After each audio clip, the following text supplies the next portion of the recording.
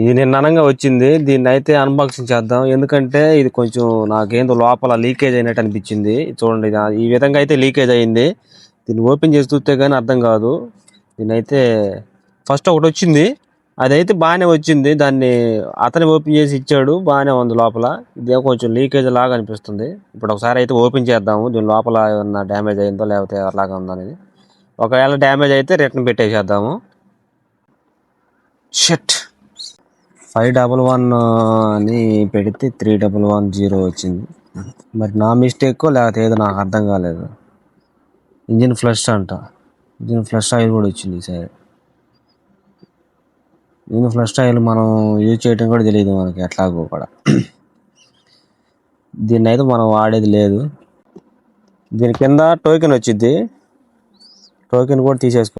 Token add వచ్చింది అంటే దీని కింద మూత కింద వచ్చింది. అంటే ఇది పోయి ఉండొచ్చు, పోతే ఇది లీకేజ్ అయ్యి ఉండొచ్చు. ఇది మనకి లీకేజ్ అయినా పర్లేదు. ఇది లీకేజ్ అయితే నేను అనుకోలేదు అసలుకి, ఇదే లీకేజ్ అయింది అనుకున్నాను నేను. దీనికైతే ఎలాంటి లీకేజ్ అయితే లేదు, బాగానే వచ్చింది.